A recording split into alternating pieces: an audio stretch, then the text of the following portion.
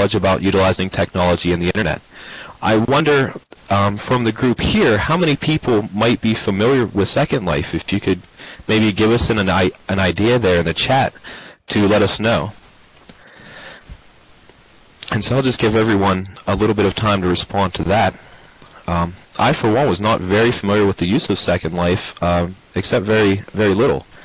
And so it's very interesting to see that technology has expanded so much that we're actually holding an online conference dedicated to counseling. I think it's an excellent thing that we have available to us now. But it seems as though some people may and may not be familiar with technology in general or with Second Life, although the majority of you are now here, so I get the sense that you've had some time in getting used to Second Life. And so getting back to talking about the development of an online supervision program, I'd like to just point out that alongside the difficulty of not knowing how to set up a computer-mediated supervision program, there's also the ethical concerns with which we must all be aware. And so I'm not going to spend too much time on this, because a lot of this comes directly out of our ethical codes as well as suggestions in other research, and I can provide any of the additional articles that anybody might be interested in seeing if you would just email me, and I'll give that out actually right now here in the chat, because I also had noticed that as far as our references, that did not make it through whenever I sent the PowerPoint in, so that is missing, and I'd like to be able to amend that for everyone also. And so as far as these ethical concerns are concerned, considering these ethical concerns, there's issues that can arise, and the two major ones that come up most often are confidentiality and informed consent.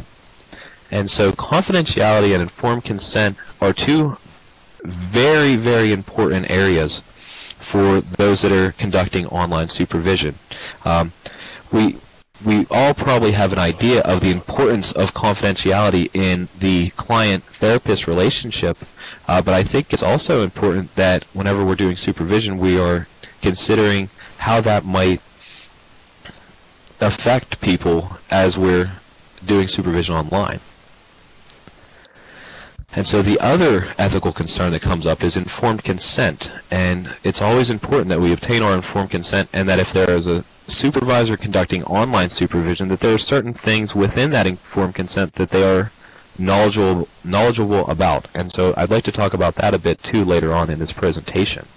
But I just wanted to give a bit of an introduction to the idea of why there are these ethical concerns. And confidentiality is a major concern whenever we're using the internet and other technologies to transport data. In some research by Gammon, he stated that confidentiality using video signals online is minimally as good or better than telephone communication. And I think people might have different perceptions of if that's good or if that is not as good. Encryption is another major concern that we would have whenever we consider the use of technology and communication. And so some suggestions have been suggested by researchers, and Janoff and Schoenholtz actually came up with several of these suggestions that can be very helpful when developing an online supervision program. And so I'd hope that everybody would note these if they are planning on using online supervision. Their work suggests, for one, that names are not used, and I think in many instances we already are not using names whenever doing supervision because of confidentiality risks. Also, another suggestion is electronic messages should be deleted. And so it's very important. Oops, I'm sorry about that. I clicked the mouse and it moved us along a little prematurely. Deleting the electronic messages is one concern or one idea that was shared by Janoff and Schoenholtz.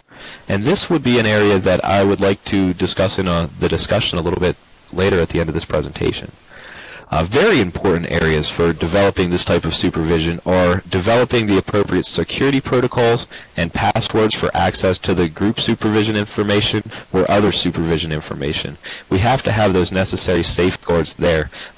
Using things like encryption is very important whenever we're talking about this type of supervision. And then also we need to make sure that we have the appropriate release and consent for participation And finally, if something is very, very sensitive, it might be necessary for us to discuss that very sensitive information offline in some other manner. And so, taking into account those necessary precautions for online supervision, I'd like to just share with you some other things that are important to consider as we develop this type of supervision program. There are two different types of skills that are also necessary whenever we're communicating in an online world. These types of skills are practical and emotional skills, and they are very necessary for both the supervisors and the supervisees. And so an example of some of these different emotional skills include comfort in describing own and others' feelings in different ways than normal. For some modalities of online communication, like was noted in the chat, sometimes people aren't able to see facial expressions. Sometimes we're not able to see the responses that people may be giving if we're in this second life, for example. On the other hand, there are available modalities of communication that can minimize this difficulty. There also is a necessary awareness of how the supervisee perceives the supervisor online. And so what this is saying is that it's necessary that we have some idea of how we are perceived both as the supervisor and the supervisee. And so a clarification in speaking with one another is very important. And that's another point, is the skill at clarifying the accuracy of online communication. I have to wonder how many people have ever received an email and weren't able to tell what the inflection of the voice was in that, or what the emotion was that the person was trying to convey. I think this is a very important area, is we need to be able to clarify the accuracy of our online communications. And Enoch just said that it happens daily, and I think it happens daily to many people.